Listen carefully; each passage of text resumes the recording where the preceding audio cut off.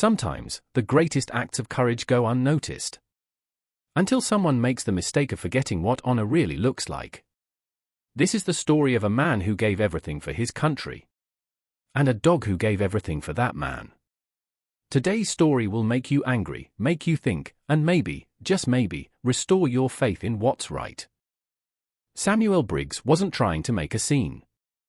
At 62, with silver hair and a quiet limp, he'd long grown used to going unnoticed. His closest companion? Max, a German shepherd with the eyes of a soldier and the soul of a guardian. His vest read clearly. Service dog, do not distract. They didn't need attention. They just wanted lunch. But that day, a simple meal turned into a lesson in dignity, loyalty, and justice. Max wasn't a pet. He was a combat veteran, deployed in Mosul with Samuel during Operation Silent Hammer. One day, Max barked just seconds before an IED went off. That warning saved Samuel's life, though it left both of them with scars, seen and unseen. After their return, Max became more than a dog. He could sense when Samuel's breathing shifted or when panic crept in, and he'd press against Samuel's leg, grounding him. That's what service looks like. At the Dockside Grill, a cozy little diner in Charleston, Samuel and Max requested a quiet corner booth. At first, the waitress smiled. Then she noticed Max. Moments later, the assistant manager, Kyle, appeared with folded arms and firm words. "We have a no pets policy, sir. You'll have to leave." Samuel offered paperwork. He stayed calm. But Kyle didn't even look at it. From the next table, a woman scoffed. "A dog is a dog.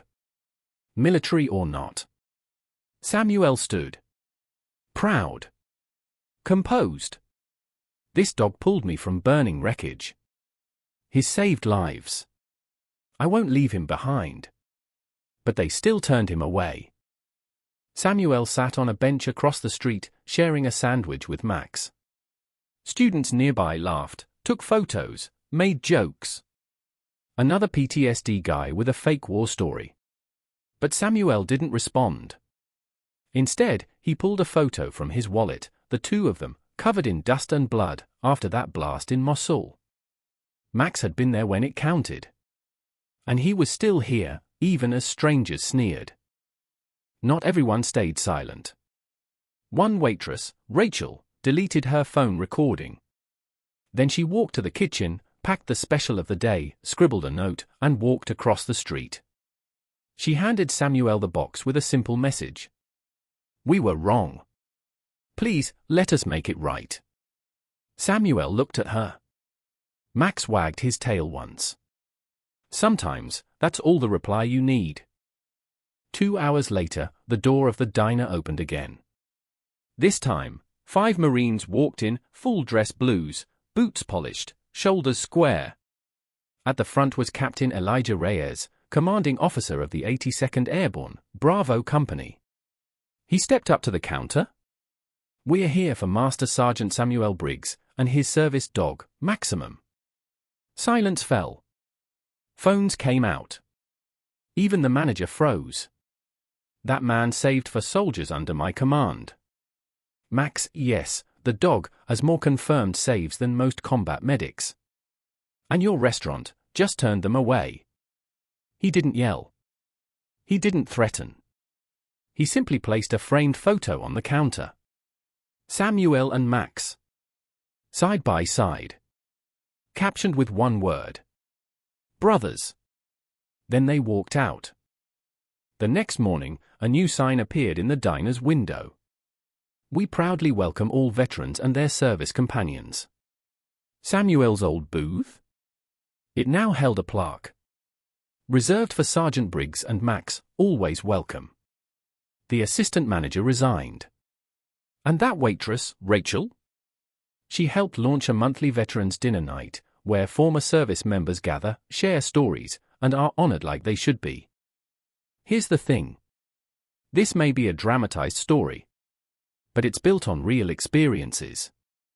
Every year, thousands of veterans and disabled individuals are illegally denied service, just because people don't understand service animals.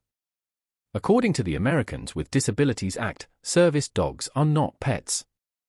They are medical support. They are trained. They are essential. And more than that, they are loyal beyond words. Max didn't need to speak. His action screamed louder than any uniform or rank ever could. You might forget this story tomorrow. But someone like Samuel is out there right now, quietly sitting on a bench, being judged for the dog by his side. And someone like Max? He's watching. Waiting. Always ready to protect. So the next time you see a vest that says service dog, do not distract, remember. You're not just looking at a dog. You're looking at a soldier's brother.